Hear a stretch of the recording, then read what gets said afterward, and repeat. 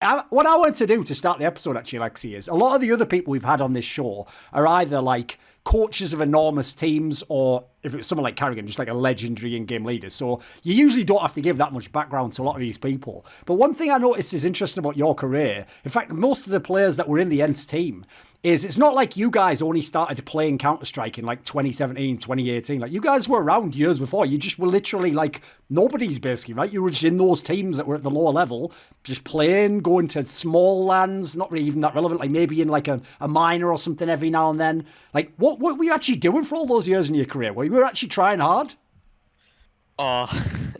So to go way back, I think I touched CSGO first thing 2012, 2013, but just like minor things.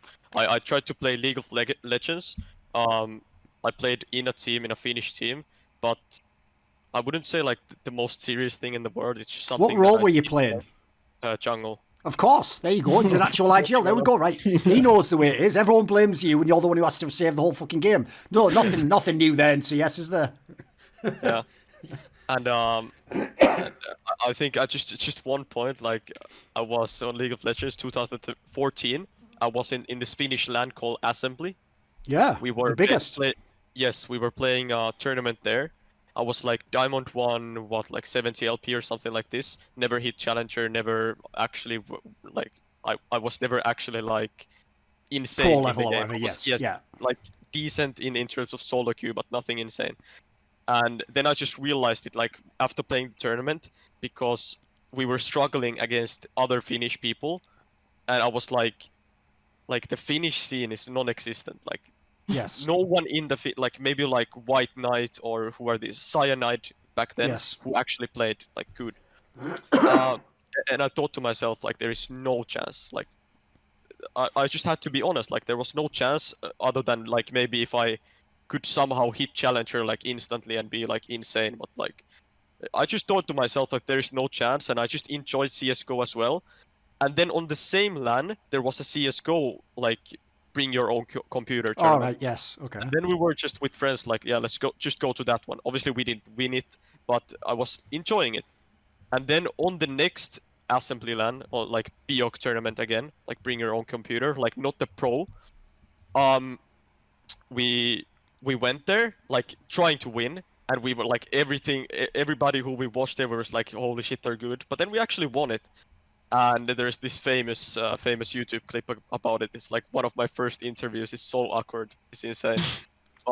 but anyhow, like there, I remember like this was the like noob tournament. Okay. But it was huge for me and huge for all of my friends. And then we went to check like the pro tournament, obviously, because I'm a huge fan of like pro CS. And there was this team like Nostalgia or something like this called. Yes, the mixed team. Yes, the team where Overdrive. And his friends were playing. Yes. Yes, there you go. And there was like Apex, these kind of players. That's what I remember about Apex is like, bro, this guy is like so insane because the dude like he talked so much. Oh, of course, yeah. He's playing, but he's like talking with his hands at the same time, kind of like as soon as he dies, he like looks to the other player and like. He's doing the French thing where they just everything's like like you can just see what their emotion is based on their hands just whipping about in front of their face all the time. Yeah, he's ridiculous, isn't he? That gave me insane like motivation. Like I was so like hyped to watch these guys play because they played so good, they played so smooth, and I like as soon as I got back into my PC, I was like just grinding and wanted to be better. But then we go to another assembly, we win that. Another assembly, we win that, and suddenly. We qualified with the like it was the stack. We played the BIOC tournaments, and then we like got actually like good, and we had good players. So we qualified for like a non-BIOC tournament, like a pro tournament in Finland, and then we like reached the podium even like third place or something like this, winning some or upsetting the Arctic team or like the iGame who had Twista and X7, these guys. We won them, but we never could beat ENCE like the 2016 ENCE, for example. But this was the point where, like, I finally got into a non-BIOC tournament, and we finally upset somebody who I thought was like a legit good team because only the Finnish scene, obviously, but like the second best. And that's when ENCE contacted me 2016 to go and play there for a tryout contract, and I played there with Juho, Arvid, Sunny, Nasu. And obviously Nasu was a huge legend, Sure. like someone I watched, like his team also 1.6 and like overall fan, so it was huge for me to get this opportunity. And after that, it only took 3 months. Sunny left to Penta, and the whole team collapsed. But I got a spot in a decent Finnish team, and we won every single LAN, everything in Finland with Havu. Like it was called Havu when we got an organization.